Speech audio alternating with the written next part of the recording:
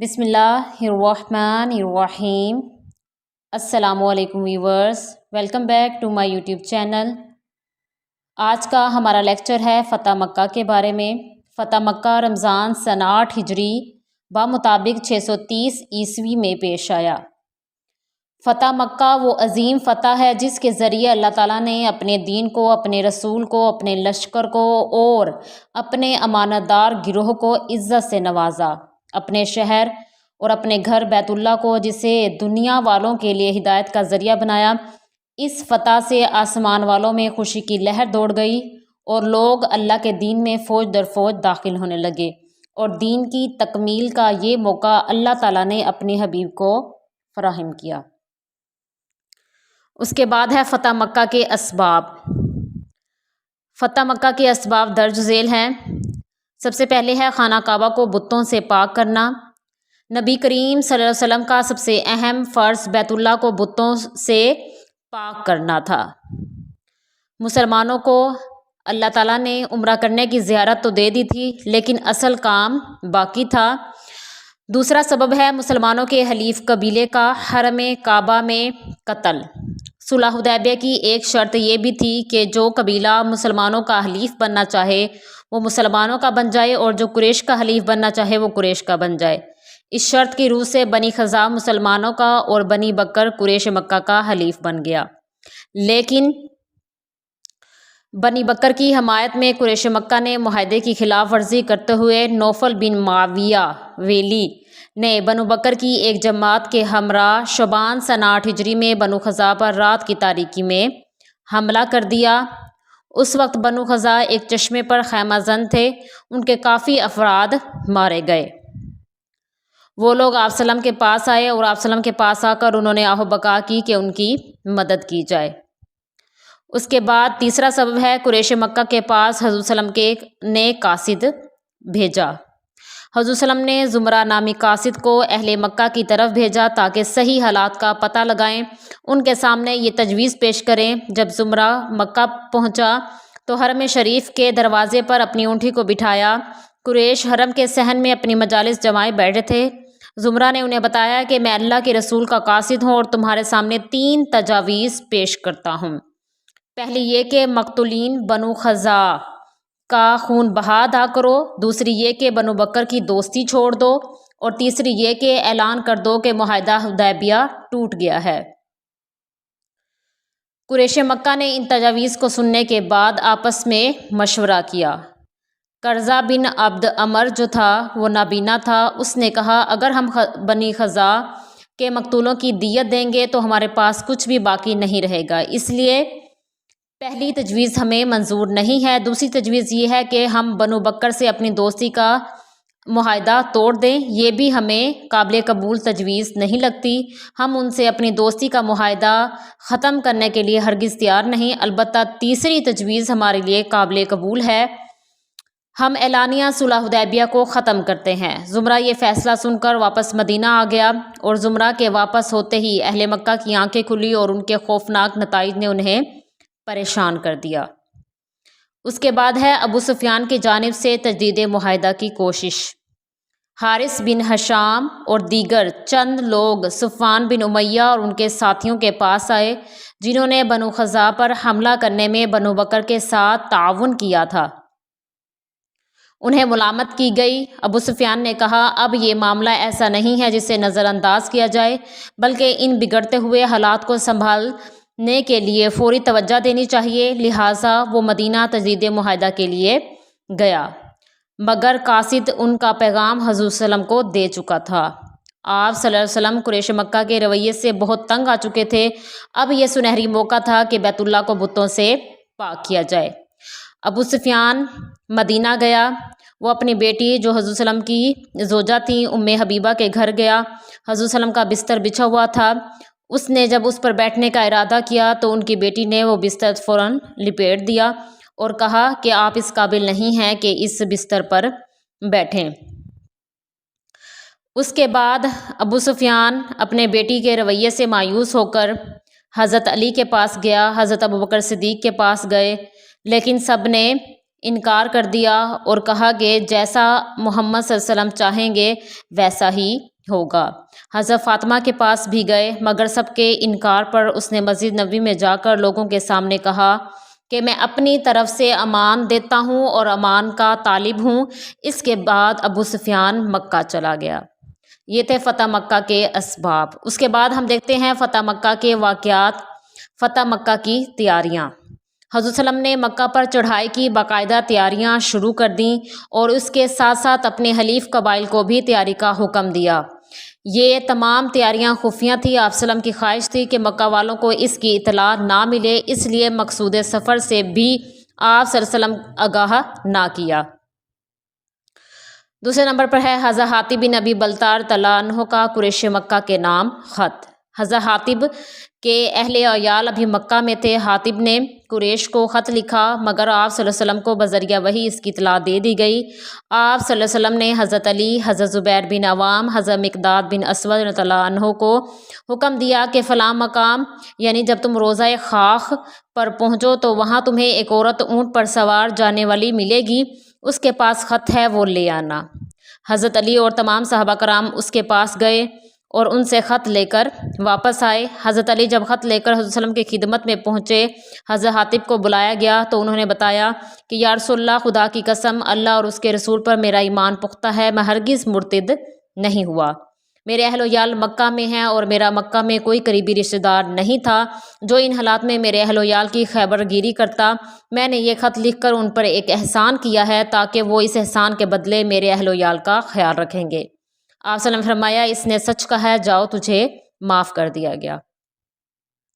اس کے بعد ہے مدینہ سے روانگی۔ حضور صلی اللہ علیہ وسلم نے 10 رمضان المبارک سن 8 ہجری بروز بدھ بمطابق 1 جنوری سن 630 عیسوی نماز عصر ادا کرنے کے بعد مدینہ سے باہر تشریف لے گئے۔ مہاجرین، انصار اور دیگر قبائل کے مومنین اپنے گھوڑوں اور اونٹوں پر سوار تھے اور اپنے آقا کے پیچھے پیچھے روانہ ہوئے۔ اس طرح آپ صلی اللہ علیہ وسلم 10,000 قدوسیوں کا لشکر لے کر مکہ کی طرف روانہ ہو گئے۔ اس کے بعد ہے جھنڈوں اور پرچم کی تقسیم۔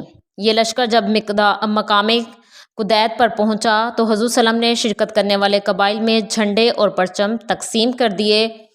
بنی سلیم کو 1 پرچم، بنی غفار کو 1 پرچم، بنی اسلم کو 2 پرچم، بنی کعب کو 1 پرچم، مزینہ کو 3 پرچم، جوہینہ کو 4 پرچم، بنو بکر کو 1 اور اشجع کو 2 پرچم عطا فرمائے۔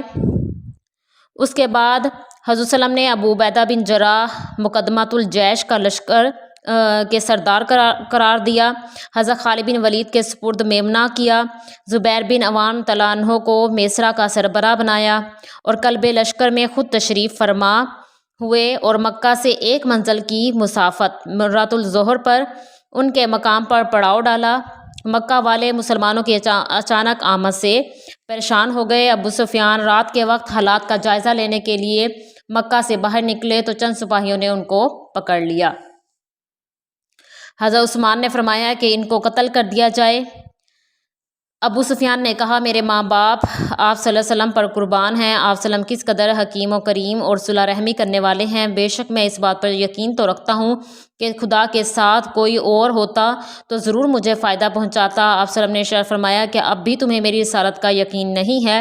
ابو سفیان نے جواب دیا، اس بات میں اس وقت تک کچھ شک ہے، لیکن حضرت عباس نے فوراً کہا، تیرا ناس ہو، کلمہ پڑھ لے اس سے پہلے کہ تیری گردن اتار دی جائے۔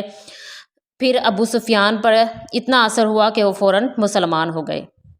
اس کے بعد ہے اسلامی لشکر کا مکہ میں داخلہ۔ جب رات کو قریش کے سالار اعظم ابو سفیان، حکیم بن حزام اور بدیل کلمہ پڑھ چکے تھے تو اگلے روز 20 رمضان المبارک 8 ہجری کو اسلامی لشکر ٹھاٹھے مارتا ہوا مرات الظہر سے مکہ کی جانب روانہ ہوا۔ ابو سفیان کو شوکت اسلام سے مروب کرنے کے لیے ایک پہاڑی پر کھڑا کر دیا گیا۔ افواج قبیلہ در قبیلہ گزر رہی تھیں اور ابو سفیان مروب ہو رہے تھے۔ اس کے بعد ہے خون ریزی سے اجتناب۔ خون ریزی اور جنگ نہیں چاہتے تھے۔ حضور صلی اللہ علیہ وسلم آپ صلی اللہ علیہ وسلم نے اسلامی فوج کے دستوں کے سالاروں کو حکم دیا، جو شخص اسلامی فوج کا مقابلہ نہ کرے اسے مان دے دی جائے۔ جو شخص ابو سفیان کے گھر میں، حکیم بن حزام کے گھر میں داخل ہو جائے اس کو امان دے دی جائے۔ جو شخص مسجد حرام میں داخل ہو جائے یا اپنے گھر کا دروازہ بند کر لے اس کو بھی امان دے دی جائے۔ زخمی کو قتل نہ کیا جائے، جو بھاگ جائے اس کا تعاقب نہ کیا جائے، جو قیدی کر لیا جائے اسے بھی قتل نہ کیا جائے، جب تک مخالف فریق پیش دستی نہ کرے تلوار اٹھانے کی اجازت نہیں ہے۔ تمام لشکر مکہ میں امن و سلامتی کے ساتھ داخل ہو گیا، مگر اکرمہ بن ابی جہل اور اس کے ساتھیوں نے حضرت خالد بن ولید کے دستے پر تیر برسائے، جس سے 2 صحابی شہید ہو گئے۔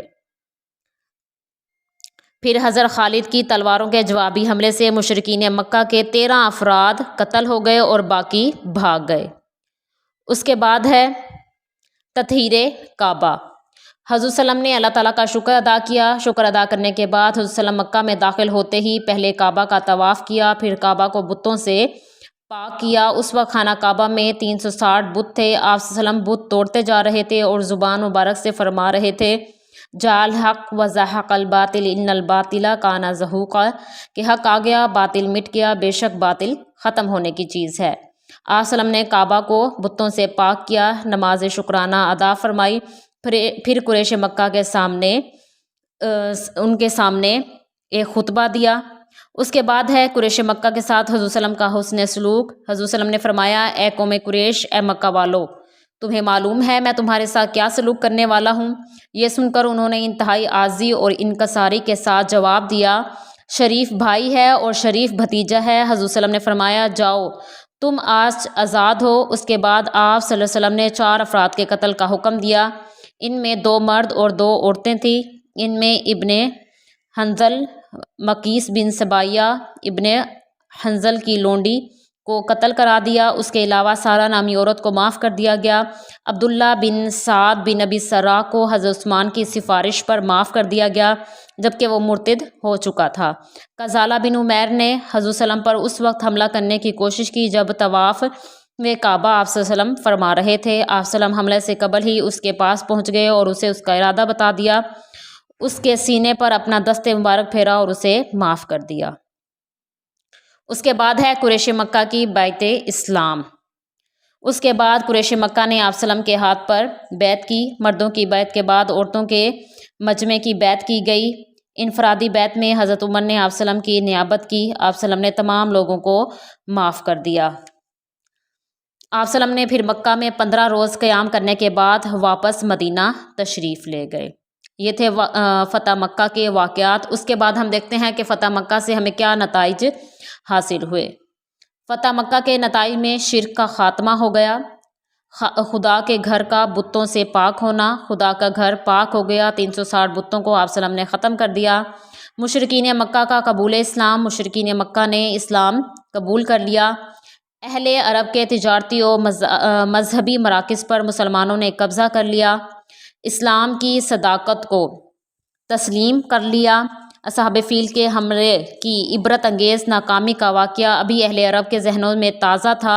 انہوں نے خیال کیا کہ حضرت صلی اللہ علیہ وسلم کی کامیابی کا یہی راز ہے کہ آپ صلی اللہ علیہ وسلم حق پر ہیں، ورنہ تعالیٰ آپ کو مکہ پر قابض نہ ہونے دیتا۔ ان پر اسلام کی صداقت روشن ہو گئی اور خود بخود وہ اس دین میں داخل ہو گئے۔ دنیاوی مقصد کا نہ ہونا، فتح مکہ نے یہ ظاہر کر دیا کہ حضور صلی اللہ علیہ وسلم کے سامنے کوئی دنیاوی مقصد نہ تھا۔ اس کے علاوہ جاہلیت کا ہمیشہ کے لیے خاتمہ ہو گیا اور فتح مکہ مسلمانوں کے لیے ایک کھلی کامیابی تھا۔ اللہ تعالیٰ نے اپنے فرمان کھلی کامیابی کو، فتح مبین کو سچ کر دکھایا۔ آج تھا ہمارا لیکچر فتح مکہ پر، جس میں ہم نے فتح مکہ کے اسباب، واقعات اور نتائج کے بارے میں پڑھا۔ امید کرتی ہوں آپ کو اس معلومات سے فائدہ ہوگا۔ مزید معلومات کے لیے میرے چینل کو لائک، سبسکرائب اور شیئر کرنا نہ بھولیے۔ جزاکم اللہ۔